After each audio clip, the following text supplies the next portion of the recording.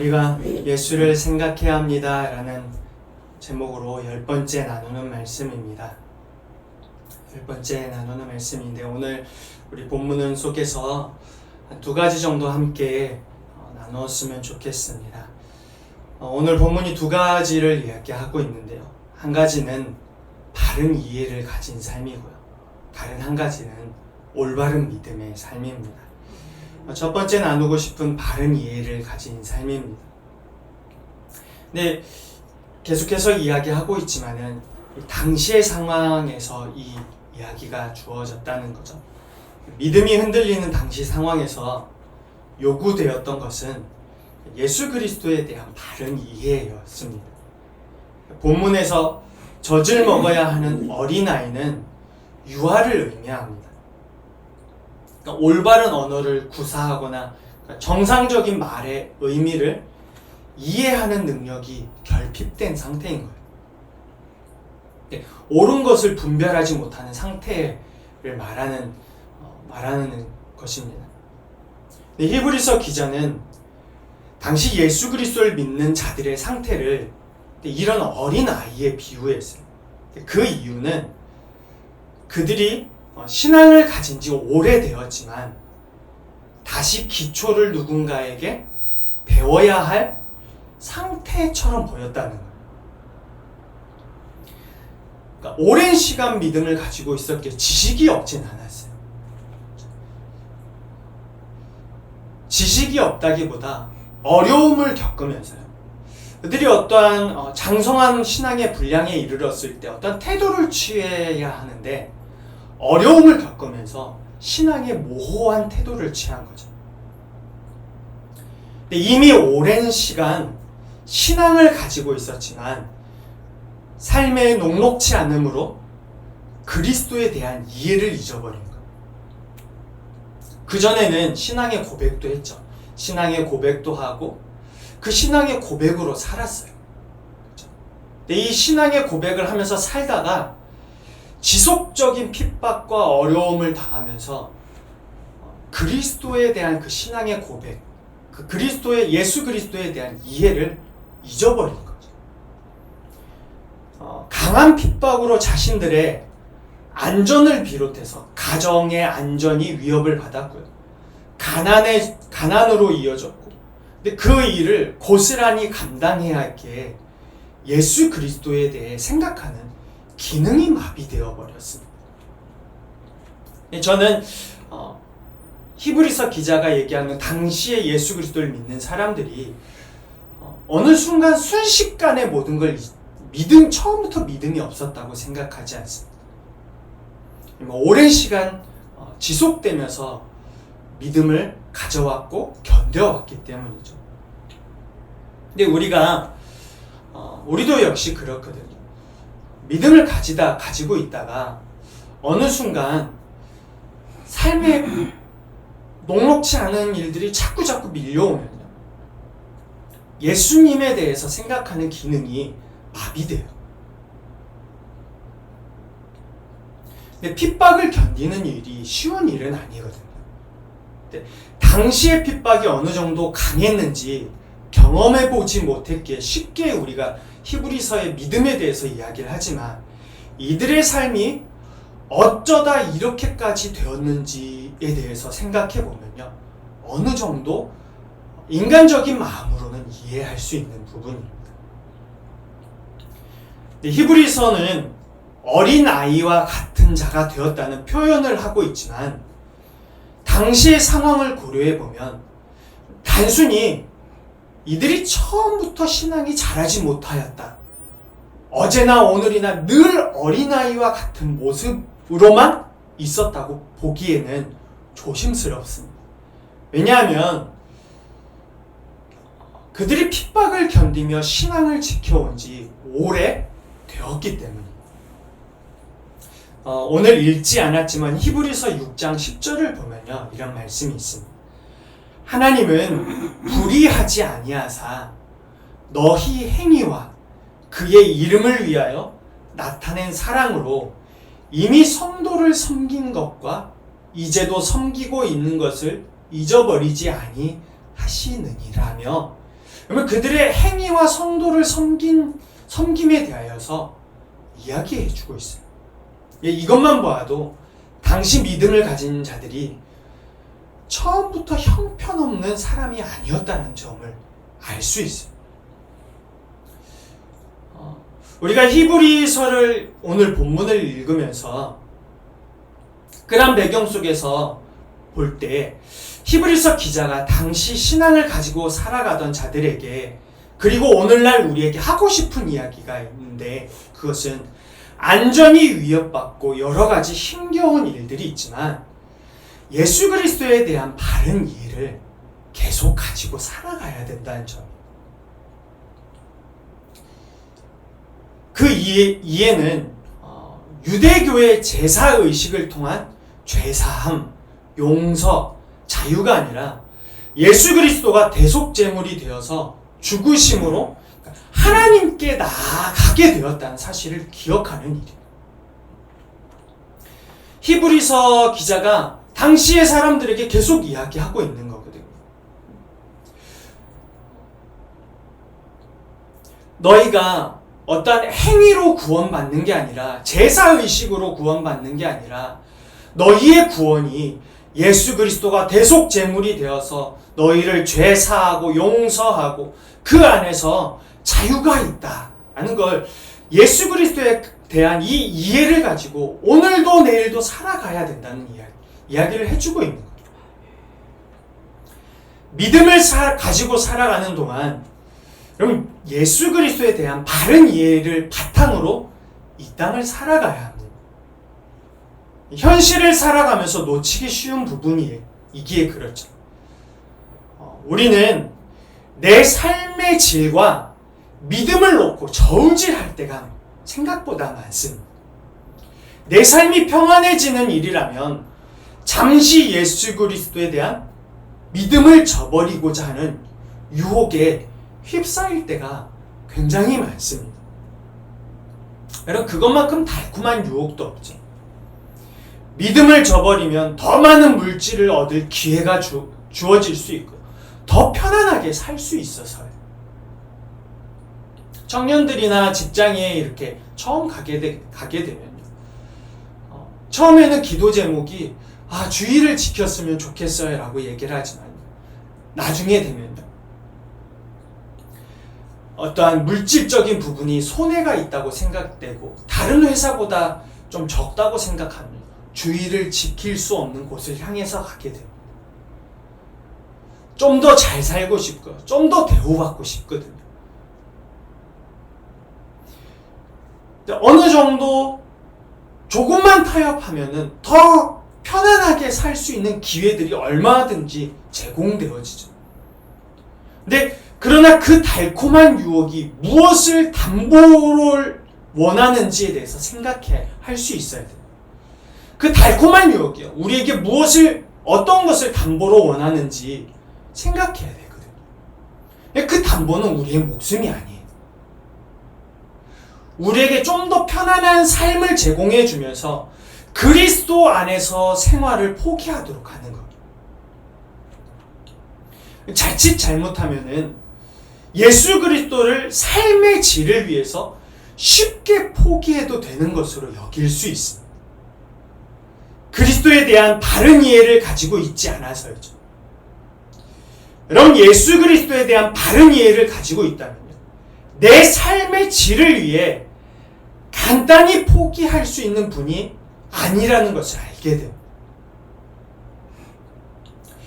우리가 히브리서를 나누면서 계속 이들이 신앙의 고백을 했다는 것을 계속해서 이야기하고 있거든요. 그럼 신앙의 고백을 가진 사람들, 정말 예수 그리스도에 대한 이해를 가지고 신앙의 고백을 가진 사람들은요, 가난해도 부유해도 기쁠 때나 슬플 때나 억압과 핍박이 있을 때나 예수 그리스도를 포기할 수 없는 신앙을 가지고 있게 됩니다. 지금 히브리서 기자가 이것을 얘기하고 있는 거거든요. 너희가 어린아이와 같은 믿음을 가지게 되었다는 거예요. 예수 그리스도에 대한 바른 이해, 너희의 신앙의 고백, 그것을 어제나 오늘이나 바른 이해를 가지고서 살아갈 수 있어야 되는데 그 이해를 가지고 살지 않았다는 거예요.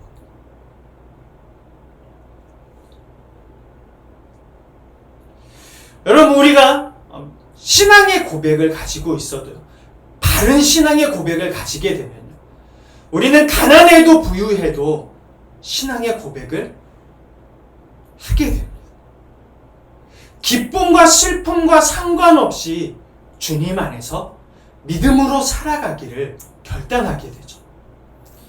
예수 그리스도에 대한 이해 때문에 예수 그리스도를 포기할 수가 없는 거예요. 그러니 우리의 믿음은요, 예수 그리스도에 대한 바른 이해를 바탕으로 시작되는 거예요. 그리고 감정적인 신앙은 쉽게 무너질 수밖에 없어요. 위로해주고 사랑해주고 그것을 넘어서서 예수 그리스도밖에 없다는 사실이 우리의 신앙의 고백이 되어질 때 감정을 뛰어넘어서 우리의 이성과 감정이 함께 모여서 주님 앞에 나가게 되는 거예요. 믿음을 가졌기에 꼭 모든 사람이 부자가 되거나 아무런 어려움이 없다고 성경은 단정지어 이야기하지 않습니다. 오히려 부유할 수 있고 가난할 수 있음에 대해서 알려줘요. 부유한 자도 신앙의 고백을 했고 가난한 자도 신앙을 고백을 했어요. 어려움에서 벗어나는 일만이 하나님의 구원은 아니에요. 많은 어려움들이 반복해서 일어날 수 있지만 그런 상황에서도 하나님의 구원의 약속은 변하지 않아요. 구원은 좋은 일이 일어나서 없는 게 아니에요. 하나님의 변치 않는 약속으로 이루어지는 거죠. 근데 그 약속을 예수 그리스도를 통해서 이루셨습니다. 나를 위해 이 땅에 오셨고 나를 위해 고통당하셨고 나의 죄를 대속하기 위해 제물이 되셨고 죽으셨고 부활하셨죠. 근데 이 일을 통해 의롭다 하시고 자녀라 부르시고 용서하시고 용납됨에 감격 안에서 살게 하신 거예요. 사실 히브리서 기자가 얘기하고 싶은 건 이러한 이해거든요. 이것에 대한 바른 이해가 있다면 그 무엇과도 바꿀 수 없게 돼요. 왜 히브리서에서 예수를 깊이 생각하라고 했을까? 조금만 방심하면 이 사실들을 생각하지 못하며 살아갈 수 있어서. 그러니 상황을 바꾸려기보다 예수 그리스도에 대한 바른 이해를 가진 믿음의 생활이 필요한 거예요. 그 바른 이해가 바른 신앙으로 가게 하는 거예요. 어떤 감정이 바른 신앙으로 가게 하는 게 아니라 바른 이해가, 예수 그리스도에 대한 바른 이해가 바른 신앙으로 가게 하는 거예요. 두 번째 나누고 싶은 것은 올바른 믿음의 삶입니다. 본문의 내용으로 보아 당시 핍박받던 자들이 꽤 오랜 시간 동안 믿음을 가지고 있었다는 점을 알 수 있어요. 근데 무슨 이유인지 오랜 시간 믿음을 지켜온 자들에 대한 평가가 긍정적이지 않았어요. 근데 그 평가가 굉장히 매우 불쾌하기까지 하거든요. 근데 단단한 음식은 못 먹고 젖이나 먹어야 할 자라는 평가였어요. 근데 이 평가가 사실 되게 불쾌한 평가예요. 불쾌해요.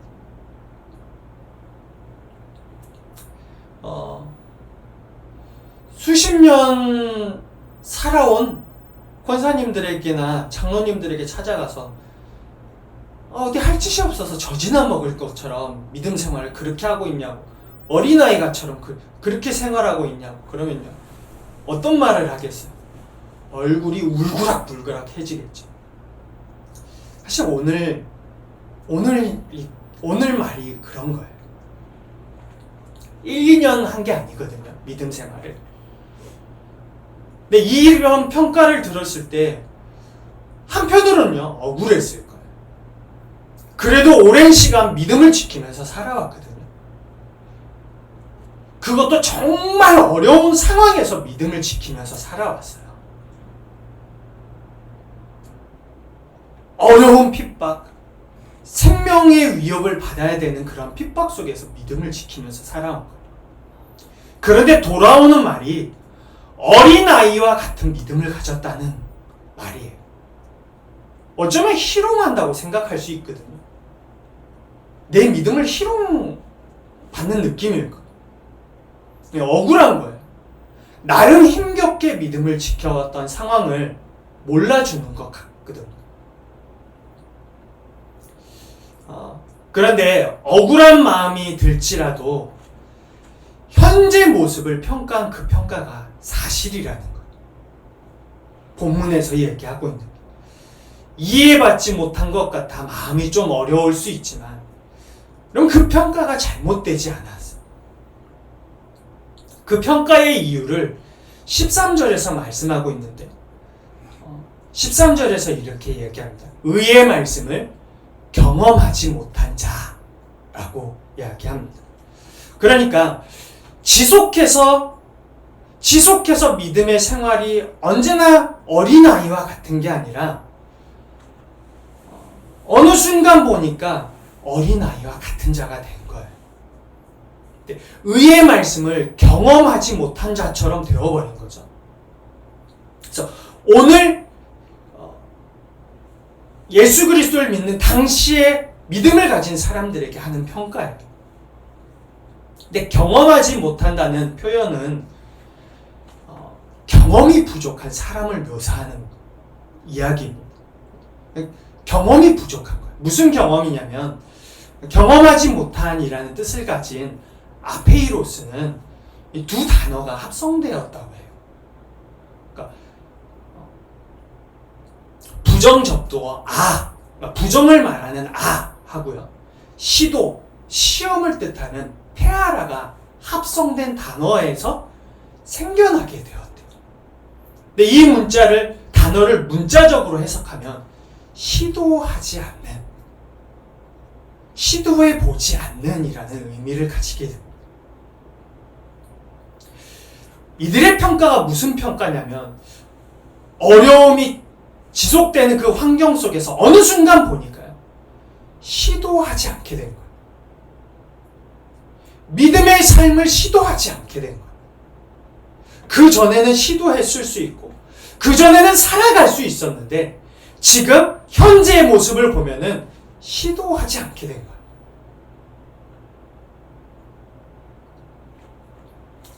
히브리서 기자는 당시 신앙을 가진 자들이 이제는 선생이 되어 가르칠 입장이라고 생각했어요. 그것을 먼저 밝혔어요. 그들이 이제는 선생이 될 수 있다, 그런 시간이 흘렀다라고 자신의 입장을 밝혔어요. 그런데 하지만 그들이 선생이 아니라 다른 이들에게 배워야 할 입장이라고 했던 이유는요, 신앙을 가진 자로서 마땅히 살아가야 할 믿음의 삶이 수반되지 않은 거예요. 시도하지 않은 거예요. 다시 말해 신앙의 유익을 위해 시도하지 않는 자가 되어버린 거죠.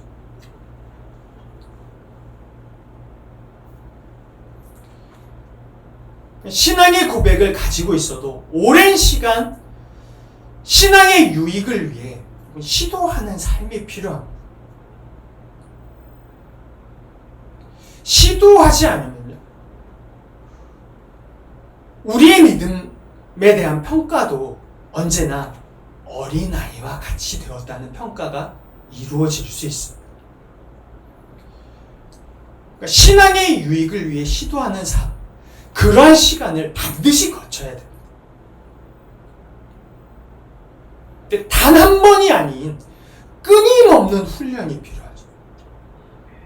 이런 믿음의 고백들이요, 믿음으로 살아가는 삶이요, 단 한 번이 아니라 끊임없이 이루어져야 되죠.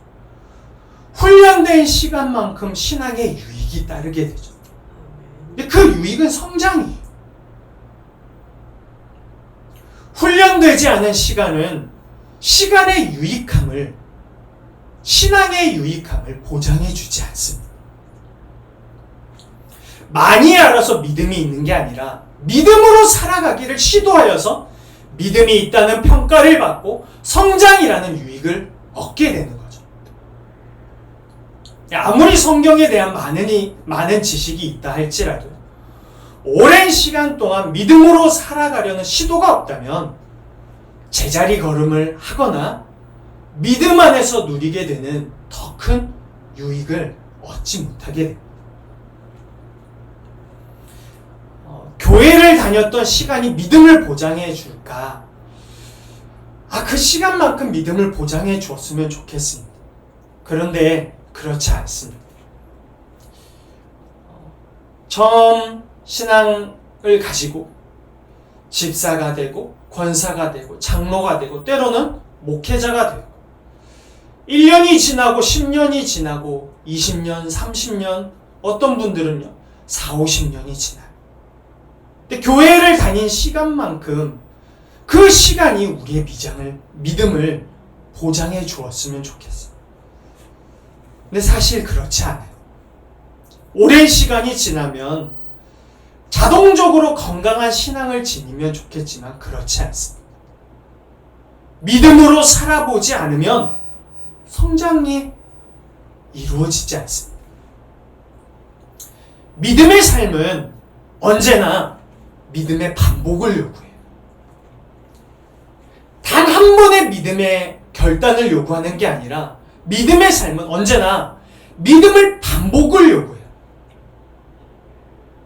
반복하고 또 반복하고 반복하기를 원해요. 한 번 신앙 고백으로 끝나지 않고 매 순간마다 믿음의 반복을 요구해요. 그래서 반복되지 않은 믿음은 없어요. 오늘 믿음으로 고백하고 내일 반복하는 반복이 없으면 그 믿음은 죽은 믿음이에요. 그래서 반복되지 않은 믿음은 없는 거예요. 오늘의 고백이 내일의 고백이 되어야 하고요. 어려움을 마주할 때도 그 어려움 속에서 신앙의 고백이 필요한 거죠.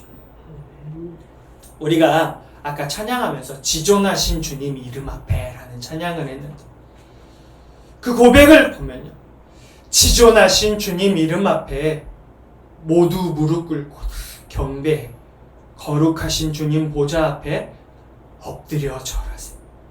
예수는 그리스도, 예수는 주, 하나님의 영으로 경배드리리. 그러면 이 고백이요. 편안할 때나 감사할 때만 드리는 게 아니라 어제 드릴 수 있어야 되고 오늘 드릴 수 있어야 되고 기쁠 때 드릴 수 있어야 되고 슬플 때도 드릴 수 있어야 되고요. 어려움이 있을 때도 이 고백을 드릴 수 있어야 되죠. 예수가 그리스도고 예수가 주라는 우리의 믿음의 신앙의 고백이 믿음의 삶이요. 반복되어지고 또 반복되어져야 돼요.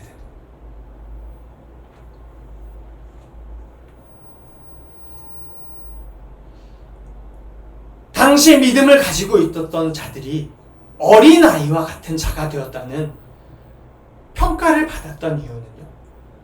올바른 믿음의 삶을 살지 않아서 어느 순간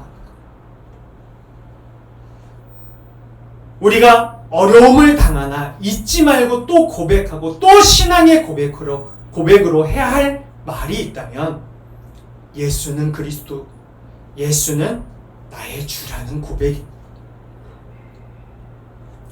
사실 그 고백으로 살아가는 거예요.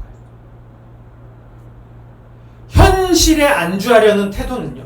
올바른 믿음의 삶을 향해 걸어갈 수 없게 됩니다. 여러분, 우리에게 중요한 것은 신앙의 연수가 아닙니다. 얼마나 예수를 생각하고 살며 반복된 믿음의 고백을 하며 살아가느냐예요. 믿음의 삶은 교회에 출석하는 게 아니라 믿음의 반복으로 살아가는 삶입니다. 우리 모두가 이 사실을 놓치지 않고 살아가게 되기를 축복합니다. 우리는 감정으로 예수 그리스도 안에서 믿음을 가지는 게 아니에요. 예수 그리스도에 대한 올바른 이해를 가지고 그 이해를 바탕으로 오늘 믿음을 반복하고 또 내일 믿음을 반복하고 이 예배의 시간이 지나 교회 밖을 나가서 또 믿음의 고백을 반복하며 살아가는 겁니다. 그 고백이 시도되어지지 않고 또 시도되어지지 않을 때 어린아이와 같은 신앙이 되어질 수밖에 없는 거죠. 여러분들은 어떠한 믿음의 삶을 살아가고 있습니까? 반복하고 계세요. 어제 반복한 삶 말고 오늘도 반복하고 계세요. 이곳을 떠나서 또 믿음으로 살아가기 위해 믿음을 반복할 수 있는 용기가 있으세요.